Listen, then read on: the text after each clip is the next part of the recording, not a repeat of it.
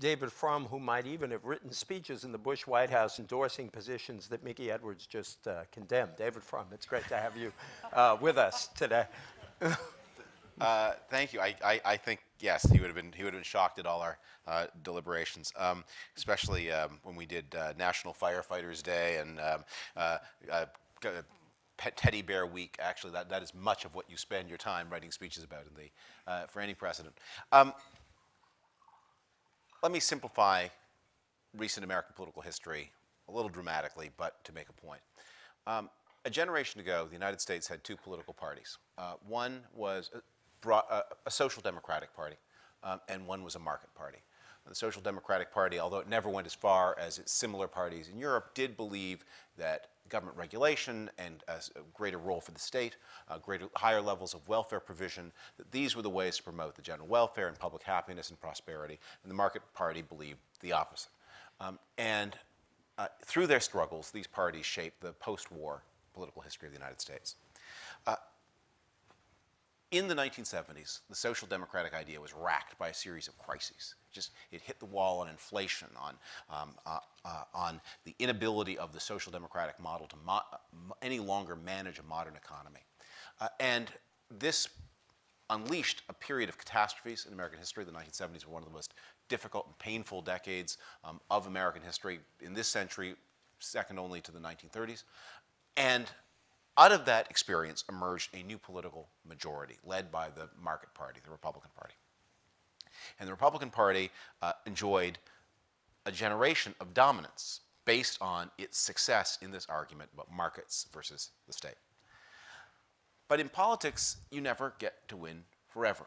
American politics is a highly competitive field, and nobody consents to lose and to lose forever and ever and ever on the basis of an unworkable platform. And so in the 1990s, what had been America's Social Democratic Party began to change and evolve and reform, and to move toward the center on economics, to develop an expertise in economic management, and to reinvent itself in ways that made it much more competitive. That left what had been the party of the markets in a little stranded, because along with its market message, it had a series of other messages preferred by different segments of the party, things that were adopted to make different factions happy. That in the days when the choice was, do you want the Republicans with all of their quirks or the Democrats with all of their quirks, these quirks mattered less because the Republican package as a whole was much more acceptable. But in the 1990s, Bill Clinton and Bob Rupin found what might be called the sweet spot of American politics, moved the Democratic Party into that position, and suddenly the Republicans found their position dangerously exposed. In the years since the middle 1990s, we have seen a really catastrophic erosion of the strength of the Republican Party as an institution. Unlike my panelists, at least to my left, I don't know what Ben Weber will say, I do care a lot about the Republican Party.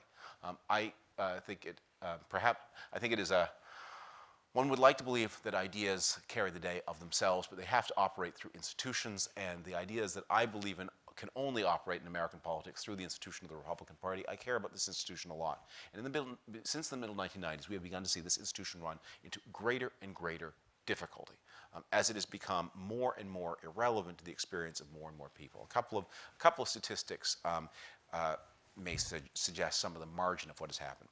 In 1984, Ronald Reagan won voters under 30 by a margin of 20 points. Even in 1988, George Bush, the elder George Bush, running a closer election, still carried voters under 30. That was the last time that has happened in a generation. No Republican since the elder Bush has carried voters under 30, and Barack Obama will probably win voters under 30 by something like the same margin that Ronald Reagan won them in 1984. The Republicans, of course, used to be the party of the affluent and the educated, but they are deteriorating in those two groups as well. The U.S. Census lists the 50 states according to the levels of educational attainment in each of the states. The gap is very, very big. The most educated state, Massachusetts, has almost three times the proportion in its population of college graduates as the least educated state, which, if I remember right, is West Virginia. Of the 10 most educated states, 7 are solidly Democratic, and the other 3, Colorado, New Hampshire, and Virginia, are battleground states, Colorado and New Hampshire really increasingly leaning Democratic. Of the 10 least educated states, 9 are solidly Republican. Only 1, Nevada, is in any way contestable by the Democrats. You see a collapse of Republican support among the best educated, so among the most affluent. In the year 2000, one of the questions in the exit poll was they asked people not just how much money they made, but what class they identified with, lower class, middle class, upper class. About 4% of Americans identified as upper class. By coincidence, that's about the proportion of American households that earn more than $200,000 in the year 2000. I don't know if these are the same 2 groups of people, but it's interesting to suggest that they might be. That group went for Gore by a very large margin. The roll call of America's wealthiest zip codes is a roll call of Democratic strongholds from Sagaponack, New York, to Marin County, with Aspen in between. I think Palm Beach is one of the rare exceptions of a high net worth zip code that is still Republican. Democrats gained 9 points among voters earning more than $100,000 between the 1994 and 1998 congressional elections, and they picked up 3 more between 1998 and 2006. The Republicans, as Ross has pointed out in his important book, have increasingly become a party of the working class and the white working class, but in the past few years, Republicans have managed to alienate this group as well because of the poor economic performance of recent years. We've had an extraordinary economic expansion in the United States since 2002, but very little of that has made its way to the incomes of ordinary people. In fact, the median income has been flat, indeed may end this cycle a little lower than it was when the cycle began. That's not because, by the way, employers are grinding the faces of their employees. What employers pay for labor has been rising. It rose about 25% over the Bush years. But almost all of that, in fact, literally all of it, and maybe even a little bit more, has been absorbed by the rising cost of health benefits, health insurance, which have doubled over the Bush years. Where does this lead me? It leads me to this hypothesis that the Republican Party continues to offer today answers to the problems of a generation ago. One of the stories I tell in my book is, I won't set up the whole long anecdote, but it concerns an argument between an older man and a younger man. The older man was one of the founders of the American Communist Party. Years had passed and he'd broken with it, and he's at dinner with a prominent young intellectual who's just discovered Marxism and is incredibly excited about it and is lecturing the older man about Marxism and how it has the answers to everything. And finally, the older man says in disgust, "My friend, your answers are so old, I have forgotten the questions." And that is a little bit the problem that we find ourselves in today. We have excellent answers to a series of questions that are no longer being asked. We do not have questions to questions that are being asked. These answers are not only matters of policy, although like all the panelists, I have my preferred policy options, which include a greater emphasis on environmental issues, as Mickey said, a softer line on many social issues, and a much more intense and serious effort on healthcare than has been seen from Republicans to date. But we should not underestimate the sheer importance of management. The Republican Party has historically been the party that when you ask people which party did you prefer on the issue of competence and ethics, the Republican Party has most of the time, over the time that people have been asking this question, tended to own that complex of issues. And it's no surprise why. People at their bottom associate the Democratic Party with big city political machines, and they associate the Republican Party with a suburban government that has tended to work better. So the Republicans have had this great advantage. That advantage is gone. Democrats now have a 5-3 advantage on both the issues of ethics and the issues of competence.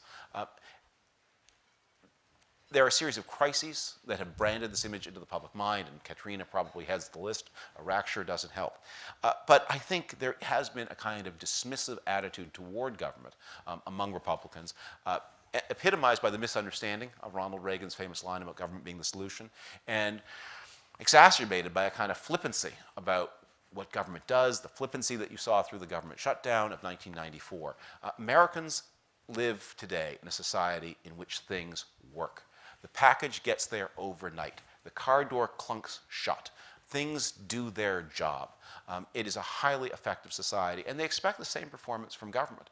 And if Republicans tell them our principles lead us to believe that government can never be effective, the American public will say, well, then let us find somebody whose principles lead them to the opposite conclusion, who is determined to make government work. So we need not just a policy agenda, but also a new commitment to a seriousness about government. It is a permanent fact of life, as Benjamin Franklin pointed out, along with death. And it is one that has to be run properly, like every other important institution. So I find myself coming at the end of this conservative era to a conclusion that there may be some things in the in an older era of Republican history that we need to rediscover. That there may have been truths that those now condemned liberal Republicans, as they used to be called, knew about the importance of institutionalism, about the importance of public integrity, and about, above all, the role of Republicans as a party of the management of government as well as as a party of crusading movements and social reform. Thank you.